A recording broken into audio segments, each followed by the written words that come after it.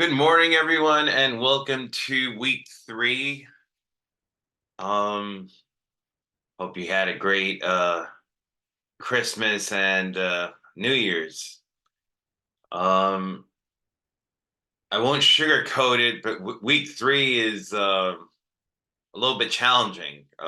So what you want to do is watch this video as early as possible, right? And you probably know by now from after week 1 and 2 that basically, you should watch my videos. Must, right?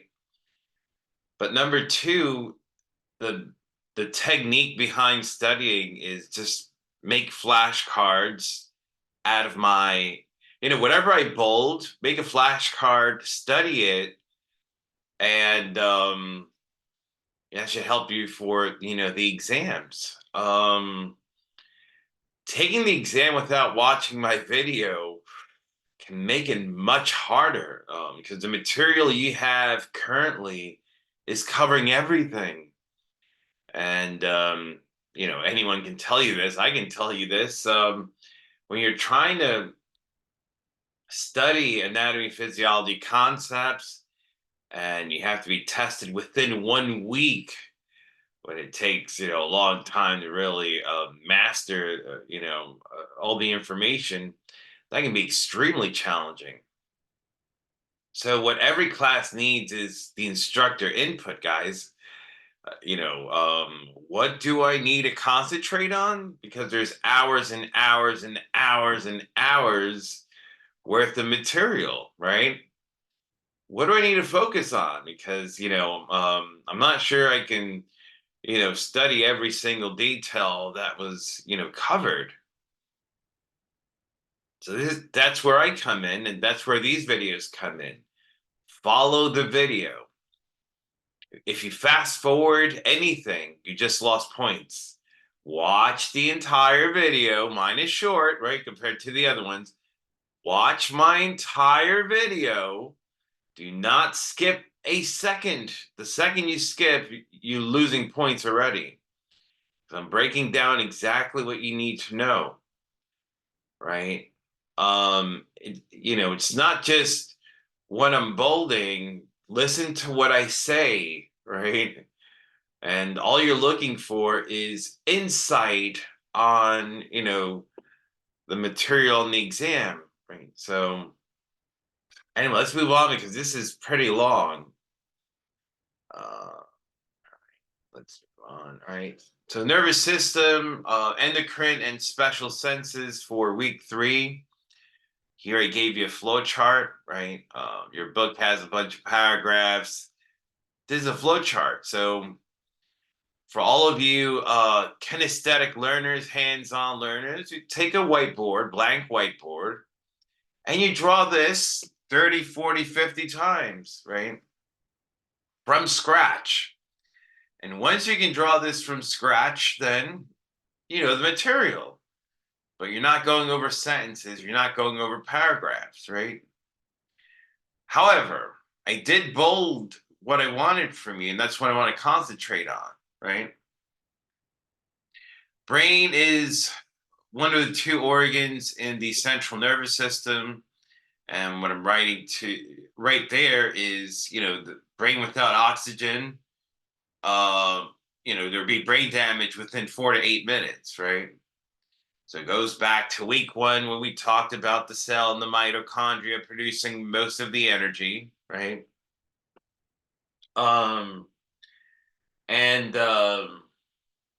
Now it connects back to week 3, right? So brain, brain. We also talked about cavities. That would be within the cranial cavity. The second thing I bolded here was the sensory neurons. So you have motor neurons. So have an idea how they're traveling, guys, right? If we send a command to a muscle to move, the brain gives out that command and the nerve travels down the spinal cord into that muscle and the muscle moves, right? So that nerve cell, neuron traveling from the brain to the muscle, that's a motor neuron. know how they travel, right? On the other hand, if the skin is feeling cold, hot, right? Itch, pain, vibration, that nerve cell is traveling from skin into the brain, and the brain interprets it as pain, cold, hot, vibration, right? That nerve that's traveling from the skin to the brain is a sensory neuron, also known as a afferent, AFF, afferent neuron. So take the two things I bolded, make a flashcard. Sensory neuron afferent, flip the card, receives stimuli from receptor sites in the sensory organs, and transmits them to the brain and spinal cord. 4 to 8 minutes, brain will suffer damage without oxygen and know how the sensory neurons travel. Let's move on. Neurons, right? So here's what's a neuron? It's a nerve cell, right? It's in capital letters. It's bolded. No neuron. Flip the flashcard. Another name for a nerve cell. That's it, right? And then know the sensory, right? Also known as afferent. That's reinforcing what I just said, right? Nerve composed of fibers that carry impulses from the sense organs to the brain.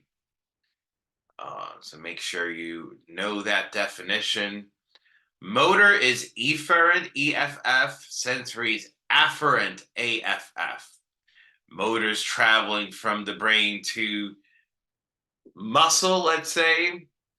Sensory is traveling from skin to brain. So motors traveling away from the brain. Sensory is traveling towards the brain. Let's move on. All right, so this reinforcing the same thing. The sensory neurons, what we need to concentrate, it's the afferent, right? It's going towards the central nervous system. Nothing is bolded here. That's a review. Do not mix it up with motor, right? So here, the differences between the motor and sensory. The main one for the exam is that the sensory is going towards the central nervous system. The motor neuron is going away from the central nervous system. All right. There are 12 cranial nerves, right? Olfactory, optic, oculomotor, trochlear, trigeminal, abducens, facial, vestibulocochlear, or auditory, glossopharyngeal, vagus, spinal accessory, and hypoglossal, right? Anywho, we can classify those, right? We got 1, 2, and 8, which are sensory. We have 5, 7, 9, and 10, which are mixed. And then we have 3, 4, 6, 11, 12, which are motor only. So we're focusing here on mixed, right? Sensory and motor. Know the definition of a mixed. So cranial nerve 5 is known as a trigeminal.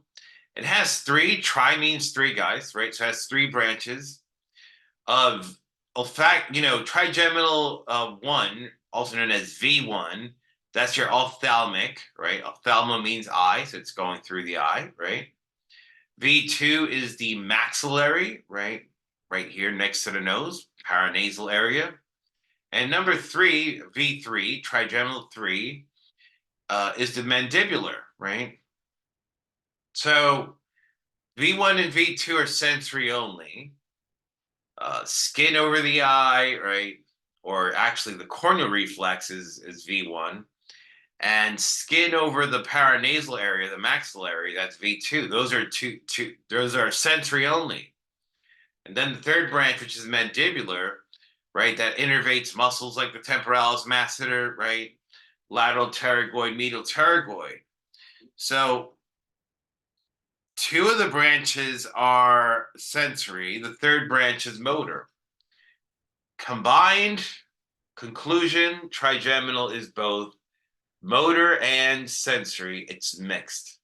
Same thing with the facial nerve, right? It's sensory for taste, tongue, right?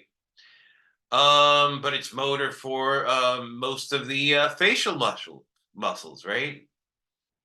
Glossopharyngeal is also involved with taste, sensory wise, but it's involved with motor muscle called the stylopharyngeus.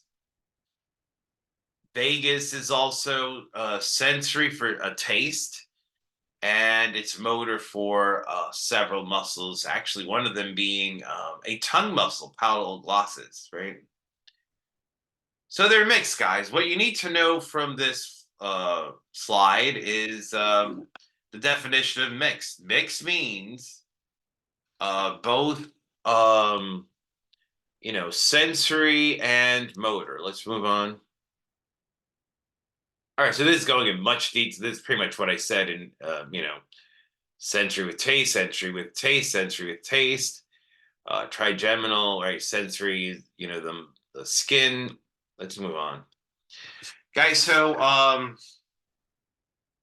just like with, I think it was week 2, when I put a diagram up, that means know the diagram.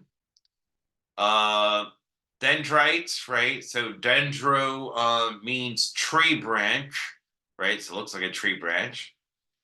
I don't know if you know this from week 1, you should, but the nucleus in the middle, the round nucleus, right? Whatever's surrounding that nucleus is going to be your cell body. Do we have to know soma? No cell body, right? And you have the axon here, right? Which is in the middle. The blue extension here, right? So right there, that's the axon. Covering the axon is this myelin. What's myelin? It's a coat. What type of coat? Protein fat coat. What is it doing? Speeding nerve conduction. All right. How is it relevant clinically? Well, it gets destroyed in some conditions like multiple sclerosis. I'm sure you heard of it. And Guillain-Barré syndrome, among others, right? So know the parts, right? The axon terminal here, the axon, which is the blue, right? The myelin sheath, which is covering the cell body, which is surrounding the nucleus in the middle, and the tree branches, which are dendrites. Dendrites receive signals from other nerve cells or neurons. The axon, right, sends the signal to the next nerve cell or neuron. Another diagram, guys. This one's color-coded. Make sure you know the lobes of the brain. To be more precise, this would be the cerebrum of the brain. This thing here hanging would be the cerebellum. This would be the brainstem, made up of the pons and medulla oblongata. So what the arrows are pointing at are the lobes of the cerebrum or cerebral cortex. Frontal lobe, temporal lobe, parietal lobe, occipital lobe. So A, know the diagram, but B, you need to know what these lobes are doing, right? All right. So guys, there's no shortcut here. You have to know what the 4 major lobes do. If you look at most anatomy texts, they talk about 5, which I included here in my flow chart. Number 5 is the insula, right? What I would do with this slide would be make 4 distinct flashcards. Make sure you know the function of each lobe, right? As opposed to trying to replicate the flow chart. The flow chart's pretty extensive. Just make 4 flashcards out of it. Know what the lobes do, right? What's the frontal lobe doing? If we were to do one word association for all you auditory learners, frontal lobe motor, right? If you were to just remember one word, no motor, right? It gives commands, right? When they talked about motor neurons before, they said the brain's giving a command to the muscle to move, right? Actually, since we covered muscle for week 2, it gave a command to a skeletal muscle to move, right? That's why the skeletal muscle is voluntary. Anyway, that's a review from last week. You should know. But it's the command's coming from the frontal lobe, right? Something called the precentral gyrus. Anyway, frontal lobe controls voluntary muscle movement, includes the area that makes speech possible. It controls motor function. Know every single word of that. Everything's bolded, right? What do I mean about motor function? Yeah, I talked about that. Actually, I wrote it down here. Brodmann 4 precentral gyrus. Do not know that. That's why I'm bowling this. And speech has to do with Broca's area. Oh, no. Let's go back. Here, Broca's area, which is motor to speech. No, it's bolded, controls motor, controls motor in terms of movement, and controls motor speech, which is Broca's area. Let's move on to parietal. Receives and interprets nerve impulses for pain, touch, heat, cold, and balance. It further helps determine distance, size, and shape. So that afferent neuron you made a flashcard on, that afferent neuron is going from the skin to the brain. What part of the brain? Postcentral gyrus. Where is that located? Parietal lobe. Therefore, parietal lobe is interpreting sensation. Auditory learners, the one word for parietal lobe would be sensation or sensory. If you forget everything else, sensory sensation, right? Next one's the temporal lobe, right? Contains the smell area and the auditory area, houses the central language area for understanding and comprehension, right? All right, so yeah, smell and hearing, right, would be the two keywords for temporal lobe. Speech understanding is called Wernicke's area, which I really called here Brodmann 4142. Yeah, that's the Wernicke area. Don't know that, just know smell and auditory. And the fourth lobe is the occipital lobe, visual area, right? Controls eyesight. And the exact location would be the calcareous sulcus, Brodmann 17, but you don't have to know that. Let's move on. So here's a comparison. Everything's bolded here. Know the four lobes, differentiate them. Occipital, visual, one word. Temporal, two words. Smell, hearing. Parietal, sensation. Frontal, motor. That doesn't mean no one word, guys. Try to simplify it. Everything I wrote, know it, right? But I'm saying if you forget everything else, which, you shouldn't be forgetting anything at all, but if you forget everything else, remember the one word, right? The key word. Let's move on. So on the diagram, I mentioned myelin, right? It's one of the structures you need to know. I defined myelin, which is something I said didn't write. That's why it's dangerous for you guys who are muting this or fast forwarding it. You just missed the entire explanation of what myelin is, and that's going to cost you points. Do not fast forward. Anyway, myelin, if you listened to what I said, not wrote, listened, I said myelin was a protein lipid coat, right? And the function was to speed nerve conduction. I never wrote that. That's something I said, right? Listen to what I'm saying, guys, right? Anyway, you have some nerve tissue that's myelinated, right? Which means, based on what I said, it's going to speed up nerve conduction. And you have unmyelinated nervous tissue, which doesn't have myelin, so it has very slow nerve conduction, right? But one example of gray matter is the cerebral cortex. of course, with some exceptions, right? One of the exceptions I listed here was the corpus callosum, right? Um, but most of the cerebral cortex is unmyelinated, which means it's gray matter, right? So no gray matter means unmyelinated. And flip the flashcard. An example of gray matter would be the cerebral cortex. There's some nerve cells I talk about here: astrocytes, microglia, ependymal, oligodendrocytes.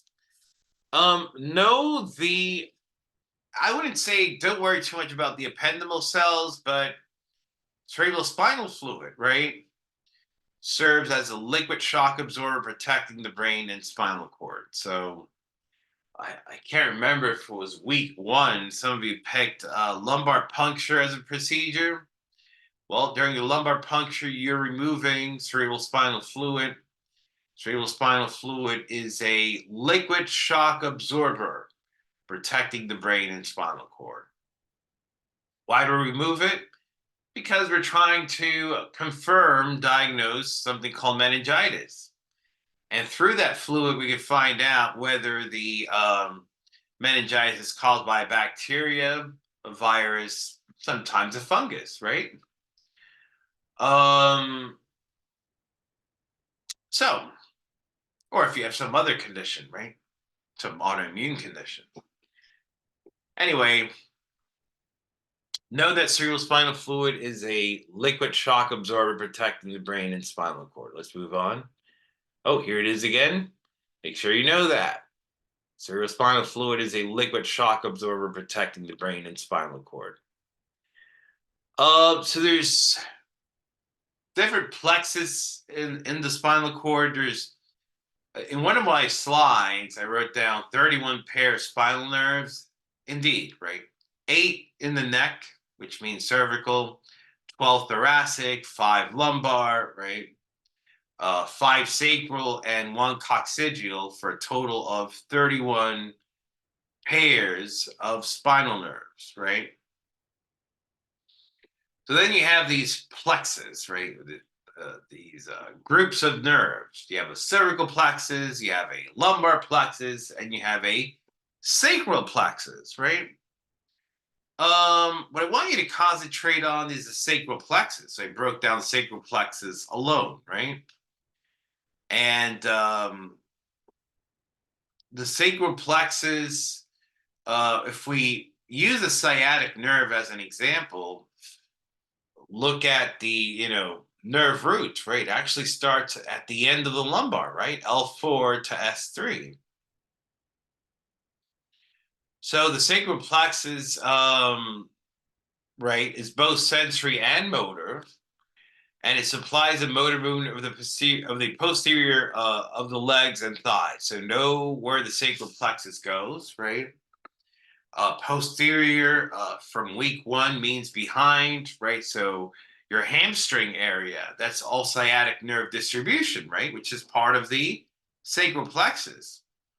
So think of sciatica for this question, right? That's kind of your association. When someone has sciatica, where is the tingling and numbness occurring? Behind the leg, right? In through the hamstring, into the calf, right? Into the foot, right? So that sciatic nerve distribution is part of the sacral plexus, and it's motor movement for posterior of the legs and thighs, right?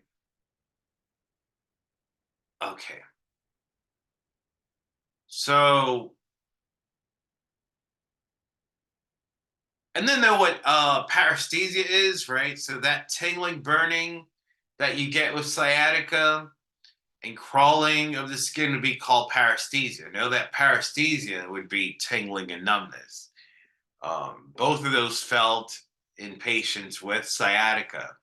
Sciatica being part of the sacral plexus, and the sciatica distribution goes behind the thigh, which is the hamstring, and behind the leg where the calf is, and that's what you need to know for the exam. Let's move on. Meninges, so you have the covering of the brain and the covering of the spinal cord. That's called the meninges, right? Um, that's where the needle's going through to remove that cerebral spinal fluid. If you look at this slide, cerebral spinal fluid is found in the subarachnoid space. So right in between the arachnoid and the pia mater. And then there's a condition, of course, called meningitis, which is the inflammation of the lining of the brain and spinal cord, right? And that's what you need to know for that. Meningitis, guys, if you apply the concepts, can be fatal because remember the bones of the skull seal, right? If they're sealed, they don't expand. If they don't expand, that means that meningitis could potentially compress the brain and that can become fatal, right? So meningitis has to be treated as a medical emergency. For the exam, they want you to know what meningitis is, right? So inflammation of meninges. What's the meninges? The covering of the brain and spinal cord. What are the layers? Dura mater, arachnoid, and pia mater. Let's move on, guys. Here's meninges again, right? Inflammation of the lining of the brain and spinal cord is called meningitis, right? That was comparing it to the peritoneum. Let's move on. All right, so he made a huge, a flow chart here, but there's just one concept I want you to take away from it. A sudden visual stimuli, right? Right? A snap you're not expecting would cause your eye to blink and your head to move away from that, right? So that's going through a structure in the midbrain called the superior colliculi. Sudden sound would cause, a reaction as well, the head to move away from that sound, and that's processed through a structure of the midbrain called the inferior colliculi. However, what I want you to know for this slide is, what a reaction is, right? So response is a reaction to a stimulus. That's all you need to know. They made it really simple. Everything else here you do not have to know. In case you're wondering, since week 1, the stuff that's bolded is actually what you need to know, guys, right? Not everything else. Everything else would be the explanation of it. But I'm explaining things without using sentences or paragraphs. That's why you have your book and you have those videos which are giving you sentences. I don't do that. I give you Venn diagrams to compare two concepts, and I give you flow charts to classify concepts. Let's move on. All right, so this is now, I believe, endocrine. Pituitary is also known as the master gland. But if you look at the entire slide and you read what's going on here, it looks like the pituitary is receiving commands from the hypothalamus, right? The hypothalamus is kind of telling the pituitary what to do. So number one, know that the hypothalamus secretes hormones that controls the pituitary gland.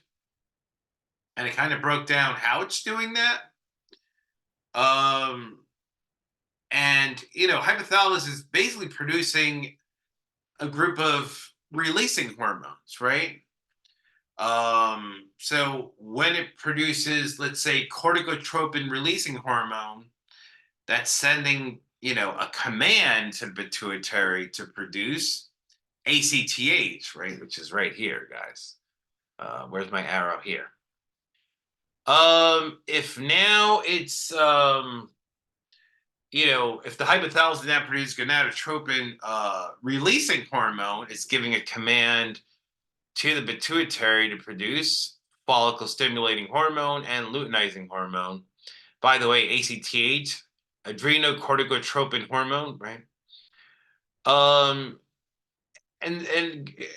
on and on, right? So if the hypothalamus then produces thyrotropin releasing hormone, it's telling the pituitary to produce thyroid stimulating hormone. Jibber jabber, bunch of words. What do I want you to know? The stuff that's bolded. Hypothalamus secretes hormones that controls the pituitary gland. Hypothalamus, flip the card, controls pituitary gland. 3 words, right? Controls pituitary gland. Know the 3 words? Hypothalamus controls pituitary gland. That's it. And then pituitary is located at the base of the brain. Know that as well. It's bolded, guys, in capital letters. Pituitary, flip the card, located at the base of the brain. All right, so this is the parathyroid hormone. There's nothing bolded here. Let's see. Yeah, so this is just telling you overall, what the PTH is doing. And this would be an example of your negative feedback, right? Something is low, and the body then, through an entire mechanism, then would increase that, uh, substance that's low, right? And maintain the balance, right?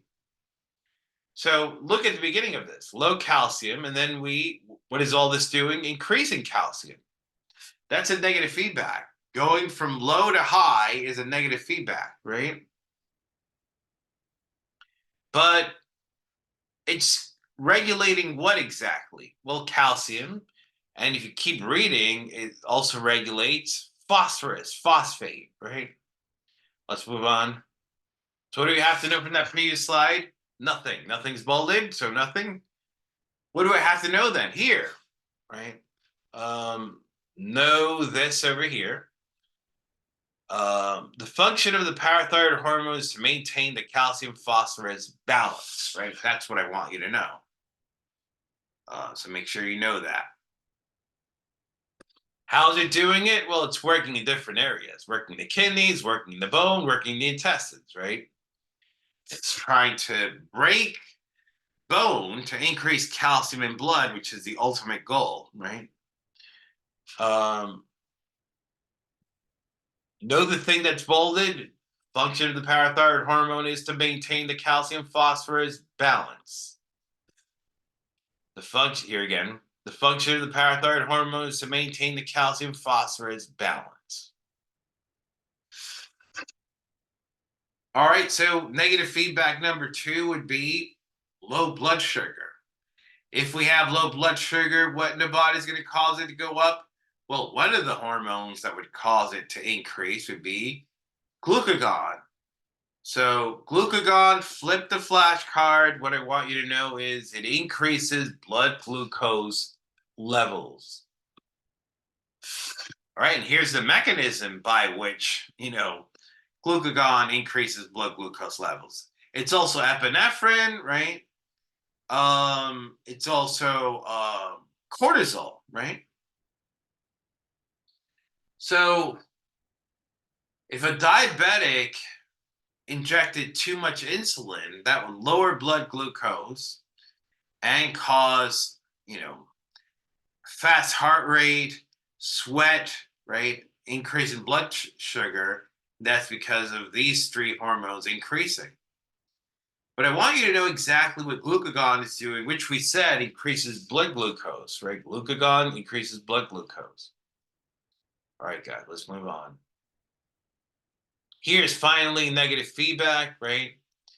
Here's hyperglycemia, variation outside normal limits, high blood sugar, right? Symptoms include fruity odor, breath, Kussmaul breathing, and weakness.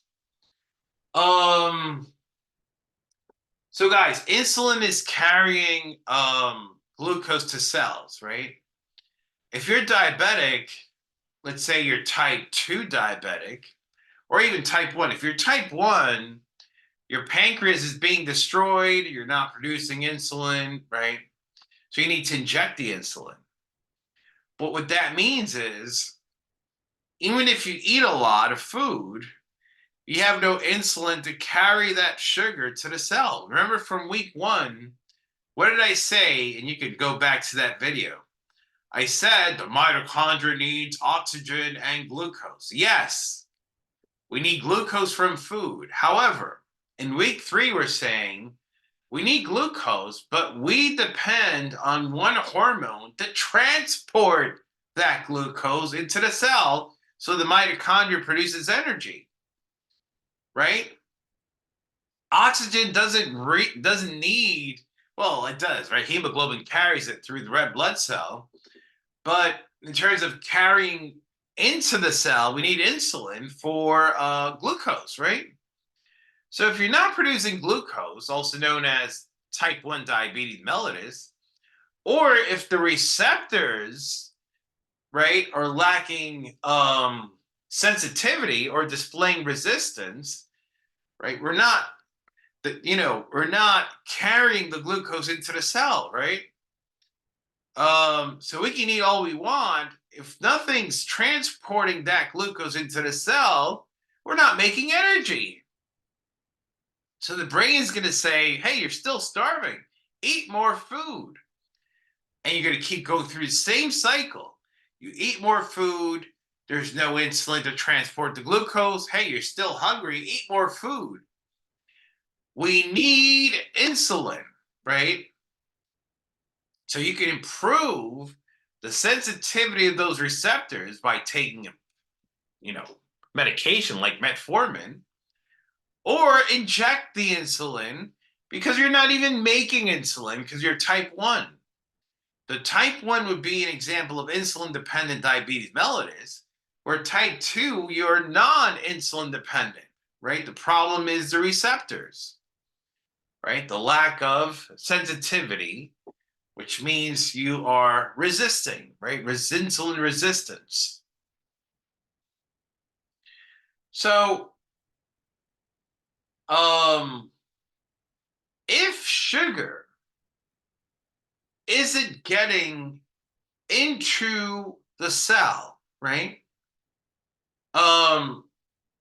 One of the things that's going to happen, right? Because the blood sugar is high, but we have no insulin. So we're going to break down the storage of glycogen, right? Eat more, but if you're not eating more, what's the body also doing? Breaking down glycogen, which is the storage of glucose. That's not fixing the problem because the problem's insulin. So what's the body going to do next after we're done breaking down the glycogen? It's going to break down fat. It's going to break down fat. And when you break down fat, one of the byproducts of fat breakdown is ketone bodies. And when we break down ketone bodies, first of all, that's going to change your breath to something similar to nail polish remover called acetone, right? Which your exam is calling a fruity odor. So it's more like nail polish remover, right? Acetone. And the ketones are going to cause an acidosis, right? Metabolic acidosis. And since it's causing metabolic acidosis, a compensation would be to blow out the air, right? We need to blow out air to bring up the pH, right? And reverse the acidosis. But that rapid breathing is called Kussmaul breathing, right? Since you're not getting any glucose delivered into the cell, we're not making energy, you would feel also weakness. Know the symptoms of a hyperglycemic crisis. Symptoms include fruity odor, breath, Kussmaul breathing, and weakness. Also know what a negative feedback means. Occurs when there is a drop in blood level of a specific hormone. This drop triggers the chain reaction of responses to increase the amount of hormone in the blood. I kept saying know everything verbatim. This one, absolutely no, word by word, word by word. That's why you have to listen to what I'm saying, right? For all you playing this mute, you just lost points, my friend. Increase the volume, right? Know this flashcard word by word, right? I didn't stutter. Know this flashcard word by word. So negative feedback. The entire pattern occurs when there's blah, blah, blah. Know the entire thing. Occurs when there is a drop in blood level of a specific hormone. This drop triggers the chain reaction of responses to increase the amount of hormone in the blood. Know that entire definition.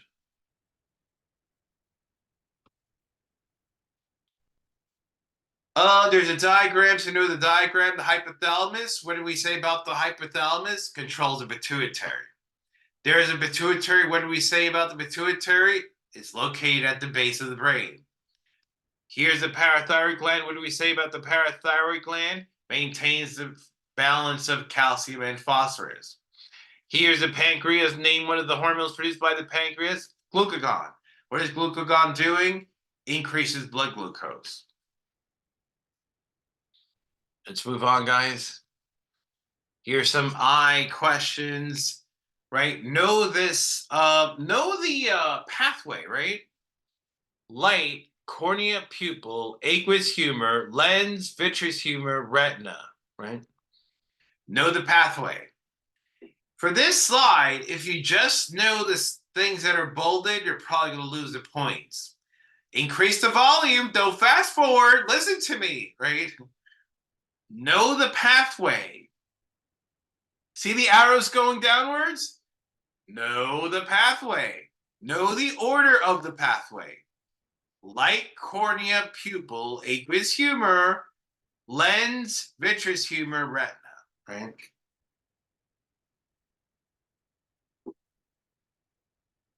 What is that? LC pal, right? Yeah.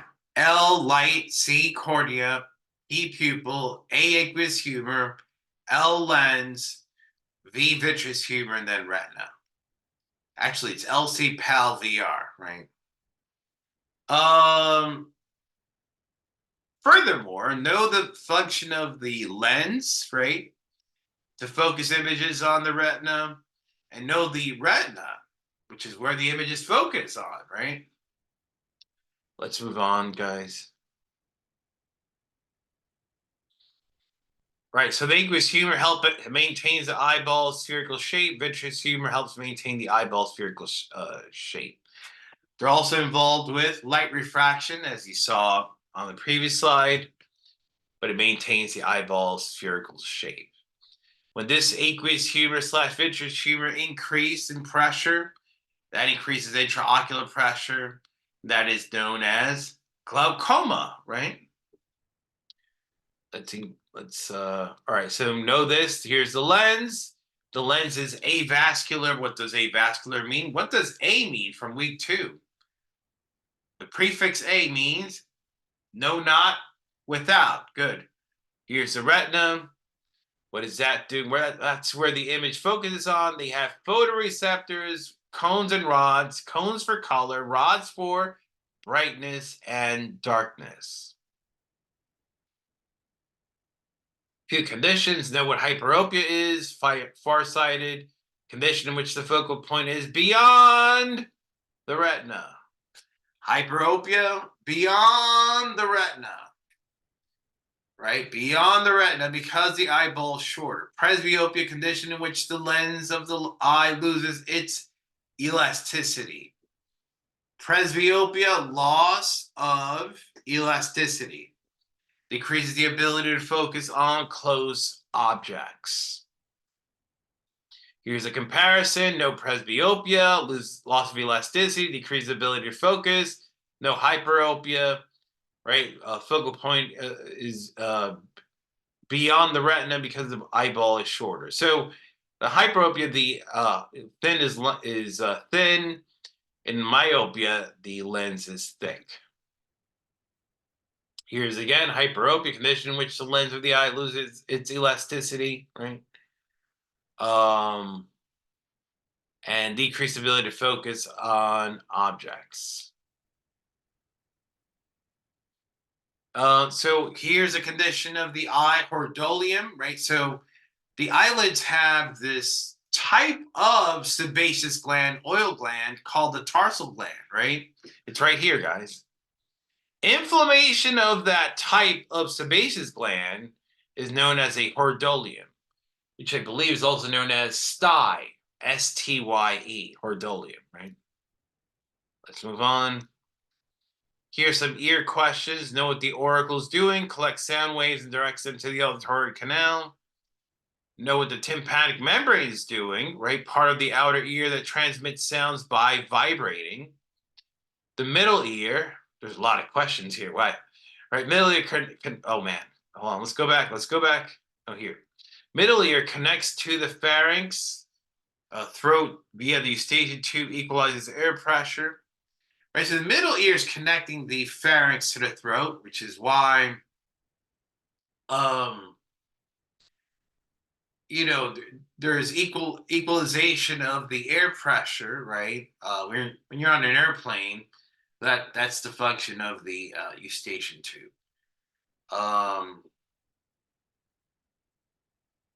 And also one of the reasons why there's a connection between middle ear infection and sore throat, right? Anyway, the malleus is one of the three ossicles, which are the bones in the middle ear. It's also known as the hammer, right? The inner ear has these semicircular canals. They help to maintain body balance or equilibrium. The cochlear duct is a snail-shaped structure where sound vibrations are converted into nerve impulses. Semicircular canal help maintain body balance or equilibrium. Cochlear duct, vibrations are turned into nerve impulses, right? Make sure you know those functions. Earwax is also known as cerumen. That's an example of an exocrine gland. And conductive hearing loss results when the ear is blocked by earwax or cerumen. Last slide for this exam. Taste buds, know the four: salty, sweet, sour, and bitter. All right, guys, so you have the PowerPoint, which I posted on the bulletin board. Now you have the PowerPoints with the lecture, with everything bolded for you to make flashcards and study them. As you can see, this exam is a little bit more challenging. Get started early, make those flashcards early, give yourself some time to study them, listen to everything I say, otherwise you're going to lose a lot of points. Play the video, make flashcards. If you have any questions, email me. And yeah, that's it for now, guys. Good luck studying for this. I'm going to upload this immediately. I'll talk to you later. Thanks, guys.